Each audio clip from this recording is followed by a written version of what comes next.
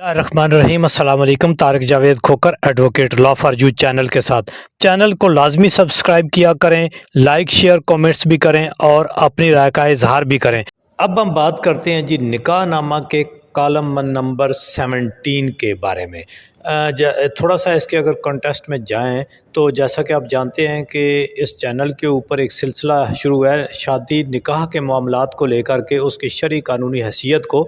तो इससे पहली वीडियो में हमने कॉलम नंबर 16 तक देखा था कि हक महर के बारे में और वहाँ पर लिखी गई जायदाद और हक महर की अक़साम उनकी एंट्री कैसे करनी है। तो उसी के चलते कॉलम नंबर 17 भी उसी के रिलेटेड है, जबकि आम तौर पर लोग नहीं जानते, वो इस कॉलम की अहमियत को नहीं जानते और इस कॉलम की अंदर लिखना क्या है, एंट्री कैसे करनी है उसको नहीं जानते।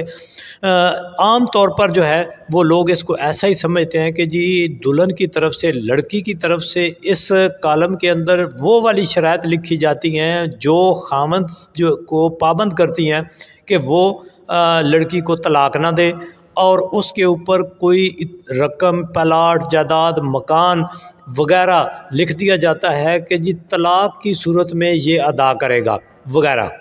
हालांकि अदालतें जो हैं इनको कई उसके ऊपर जजमेंट्स आ चुकी हैं, अदालतें इसको नहीं मानती।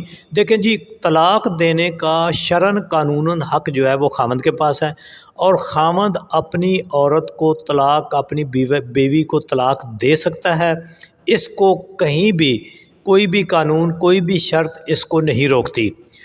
इसलिए अगर जहाँ पे कोई ऐसी चीज़ लिखी जाए कि जो उसको तलाक देने के जो उसका शरन कानूनन हक है उसको रिफ्रेंज करती हो, उसको रोकती हो, उसके ऊपर कोई कदगन लगाती हो, तो ये अदालतें नहीं मानती। हालांकि इस कॉलम का असल मकसद क्या है, असल पर्पज़ क्या है? देखें जी, जब तक आप किसी वकील को, इस चीज़ को जानने वाले को अपने निकाह में शामिल नहीं करेंगे तो आम जो हमारे यहाँ निकाह रजिस्ट्रार और मौलवी साहबान निकाह पढ़ाने वाले होते हैं वो निकाह की कानूनी चीज़ों को नहीं जानते होते। वो आम रूटीन में जो चल रहा होता है उसके ऊपर चलते हैं, जबकि आजकल जो मसाइल हैं वो जो हैं वो इस तरह के हो चुके हुए हैं कि वो कई जगह पर वो शरीयत और कानून को जो है वो कंप्रोमाइज़ कर देते हैं और आम आदमी समझता है कि उसने बड़ा जो है ये कानूनन और शरन बात कर ली है, हालांकि ऐसा होता नहीं है। ये जो कॉलम नंबर 17 है इसको भी कॉलम नंबर 13 से 16 तक जिस तरह पहले हमने पढ़ा वो हक महर के बारे में, उसकी अक़साम के बारे में, उसकी एंट्रियों के बारे में, ये भी उसी से रिलेटेड है।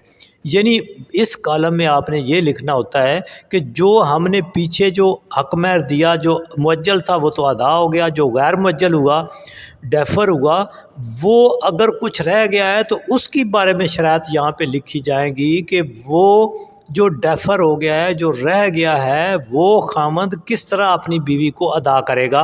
दोनों पार्टियों के दरमियान अगर तय हो जाए कि जी मैं आपको 6 महीने बाद दूंगा, 2 साल बाद दूंगा, 10 साल बाद दूंगा, कोई किस्तों में दूंगा, आधा आधा करके दूंगा वगैरह, ये चीज़ जहाँ पे ये शर्त लिखी जाती है।